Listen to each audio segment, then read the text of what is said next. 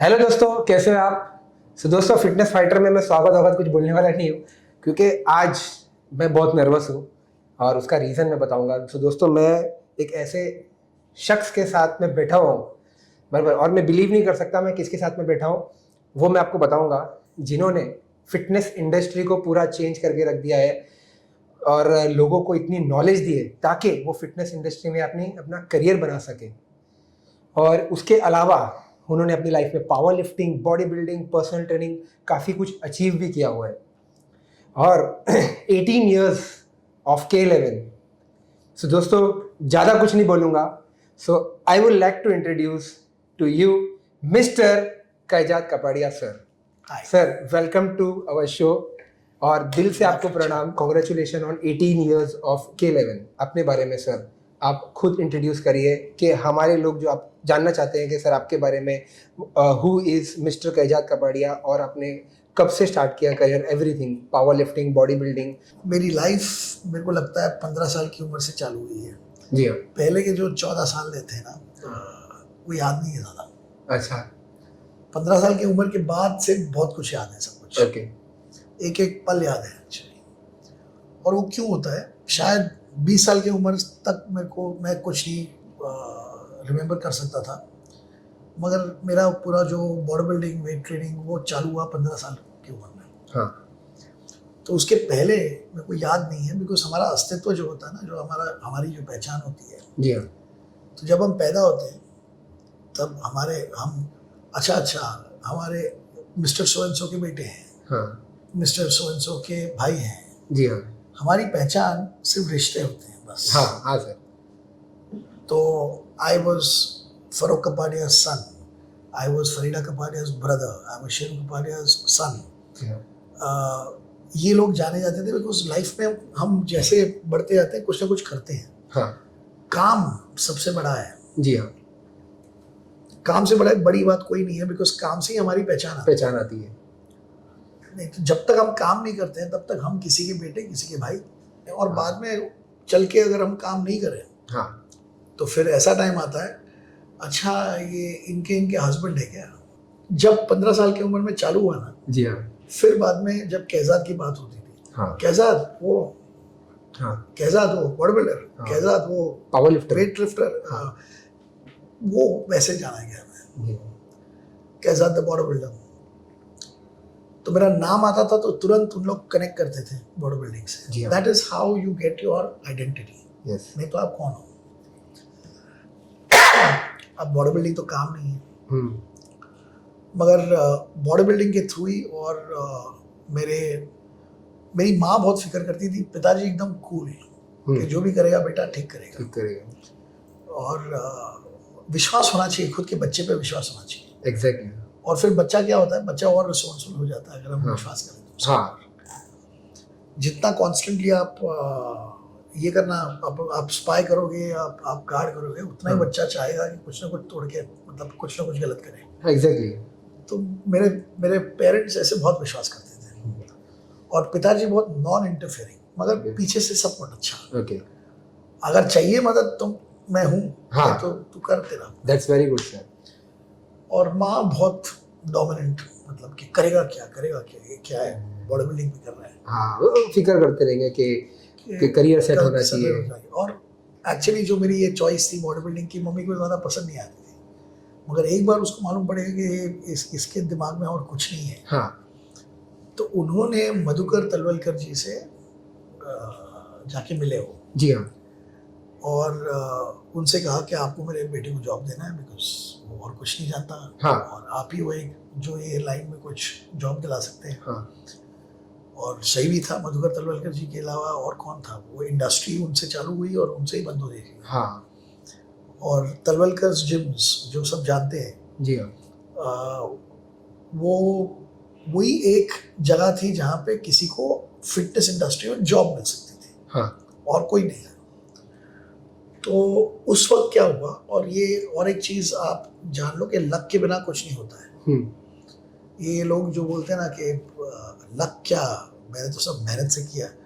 आपकी मेहनत लक के बाद ही आप कर सकते हो, नहीं तो किस पे मेहनत करोगे।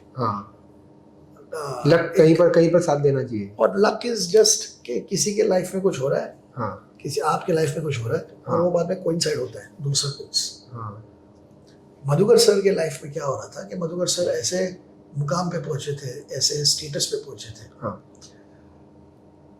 कि जो इंडिया के सबसे मशहूर सबसे बड़े लोग थे ना, हाँ उनकी कोई भी फिटनेस रिक्वायरमेंट अगर होती थी तो सिर्फ एक ही आदमी को फोन लगा देते, मधुकर सर।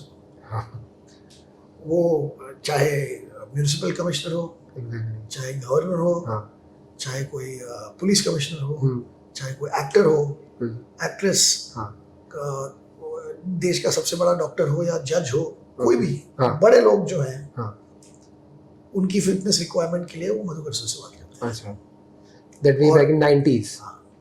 सो यहाँ पे मेरे लाइफ में क्या हो रहा है कि माँ बहुत फिक्र कर रही है हाँ। कि भाई क्या करेगा लड़का, क्या करेगा, हाँ और वो सोच रही है क्या क्या। और न्यूज़पेपर में उनको पता चला कि थाना जहाँ पे मैं रहता था, हाँ थाने में, वहाँ पे तलवलकर जिम चालू होने वाला है। अच्छा वैसे वो ऐड आई हाँ तो उनको पता चला कि थाने के कौन से एरिया में वो काम चल रहा है, हाँ तलवलकर जिम का इंटीरियर का काम। हाँ मेरी माँ रोज जाती थी वहाँ पे अच्छा कि कभी ना कभी मधुकर सर आएंगे वहाँ पे। ओके वैसी थी वो, बहुत बहुत जिद्दी औरत और हमेशा हाँ वहाँ पे जाती थी। और वहाँ 4-5 घंटे लोग उसको बोलते भी थे कि भाई नहीं आने वाले मधुकर सर यहाँ पे, हाँ मगर उनको, मेरी माँ को पता था कि भाई प्रोजेक्ट उनका है, हाँ कभी ना कभी तो देखने के लिए आएंगे ना, बराबर, हाँ। हो रहा है कि नहीं हो रहा है। हाँ। और वो एक दिन आया ऐसे, हाँ और मेरे माँ ने कहा, और मधुकर सर ने उनसे बोला कि आपके बेटे का नाम क्या है, तो उनका एजाज करके बोला। और तभी मधुकर सर हमारे बॉडी बिल्डिंग फेडरेशन के प्रेसिडेंट थे। हाँ और जब मेरा नाम मेरे माँ ने कहा तो उन्होंने कहा, मैं पता है, मैं ये आपका लड़का, मैं जानता हूँ उसको, हाँ कम्पीट करता है बॉडी बिल्डिंग में। Exactly. माँ ने बोला हाँ। हाँ तो मधुकर सर बोले वो कभी आया नहीं मेरे पास। अच्छा। तो मेरे माँ ने कहा कि, और ये सब मेरे को बाद में पता चला from my mother and Madhukar sir also. हाँ मेरे माँ ने कहा कि भाई वो नहीं आएगा आपके पास, आपको बुलाना पड़ेगा। मतलब कि वो ये नहीं, एरोगेंट की बात नहीं, वो शाय है, शायद। अच्छा वो आएगा नहीं, आपको बुलाना अच्छा, पड़ेगा। अभी तो शायद मधुकर सर बहुत बड़े आदमी, हम, मैं बॉडी बिल्डर, वो बॉडी बिल्डिंग फेडरेशन के प्रेसिडेंट, ऐसे कैसे जाके मैं बात करूँगा वैसे। एक्चुअली हाँ और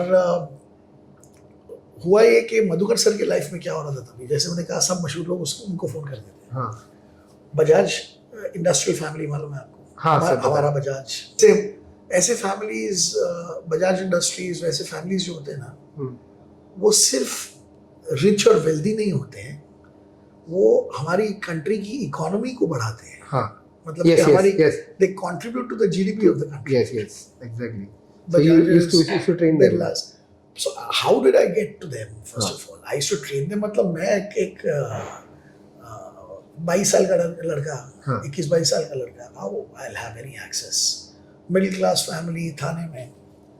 मधुकर सर को उन लोग रोज लगातार फोन कर रहे थे शायद तभी। और ये मेरा मानना है, हाँ क्योंकि जो घटनाएं घड़ी वो उससे साफ जाहिर हो गया कि ऐसे ही हुआ रहेगा। एक्चुअली बिकॉज वो मधुकर सर को डेफिनेटली पूछ रहे हैं कि कोई पर्सनल ट्रेनर भेजो हमको। हाँ अब तभी ये उस दर्जे के लोग जो थे, उनको, वो जो घूमे हुए थे ज्यादा, उनको पता था पर्सनल ट्रेनिंग क्या है, पर्सनल ट्रेनर क्या है। हाँ आम आदमी को तो पता ही नहीं था ना पर्सनल ट्रेनिंग क्या है, मुझे भी पता नहीं था। सो तो वो और ऐसे लोग क्या है कि मधुकर सर के जिम में नहीं आते थे वो, मगर मधुकर सर उनको मदद करके उनके घर पे सेटअप करते थे जिम। अच्छा, और फिर उनको ट्रेनर चाहिए था, ट्रेनर फिर उनको हायर कराते थे। अब शायद जब बजाज फैमिली फॉलो अप कर रही थी उनके साथ कि हमको एक ट्रेनर चाहिए, तब मधुकर सर के पास कोई ढंग का होगा नहीं शायद, तो शायद मधुकर सर उनको बोल रहे थे कि मैं भेजूंगा भेजूंगा भेजूंगा, और लोग फॉलो अप कर रहे थे, फॉलो कर रहे थे, और उनको कोई मिल नहीं रहा था, तो he was delaying it. Okay, फिर मेरे माँ ने अपॉइंटमेंट लिया था उनसे, हाँ तो मैं पहुंच गया उनके ऑफिस में। हाँ तो मुझे मालूम है कि ये शायद हुआ होगा, और मेरी इमेजिनेशन क्या कहती है कि रूम एंटर करने के पहले हाँ शायद मधुकर सर ने फोन रखा होगा, हाँ बजाज फैमिली के साथ बात करते हैं, और हाँ। शायद बजाज फैमिली ने बोला होगा मधुकर सर कभी कर रहे हैं आप, कभी भेज रहे हैं आप, हाँ कितना टाइम हो गया। एग्जैक्टली। और मधुकर सर ने शायद बोला होगा कि हाँ भेजता हूँ और फोन रखा होगा, क्योंकि मैंने जब दरवाजा खटखटाया ना, हाँ उसको कम इन करके बोला, तो मैं आया अंदर, कैसा, हाँ you become a person trainer. मतलब कि ये उसको 3-4 सेकंड में ऐसे देखो, तभी जो हमारी जो जनरेशन यूथ थी ना, हम लोग को अगर काम कुछ देते थे ना, हाँ मैं सोचता हूँ ये कितना हाँ। दूर है, क्या है, हाँ हम तो ऐसे ही मुंडी हिलाते थे, बोले हाँ ठीक है जी, ठीक है। तुम पर्सनल ट्रेनर बनो। ऐसे हाँ ठीक है sir, what is personal training? तो उन्होंने कहा आप लोगों के घर पे जाना है, उनको एक्सरसाइज सिखाना। बोला अरे वाह, ये तो क्योंकि वैसे भी सिखाता था लोगों को, हाँ और गालियाँ पड़ती थी। 15 साल की उम्र से मैंने बहुत कुछ पढ़ना चालू किया था। हाँ अरे तो मेरा एक दोस्त था देवेंद्र देवगन, नहीं रहा अभी, पास्ट अवे, और उसने मेरे को पहली बार कहा था, मैं तो कस के 4-4 घंटे लगातार मारता था। एक्सरसाइज ही करते थे। 4 घंटे हाँ। लगातार। और 4 घंटे क्यों पूछ? क्योंकि जेंट्स टाइमिंग 4 से 8, अच्छा 4 से 9 होता तो 5 घंटे करता। 5 घंटे कर लेते।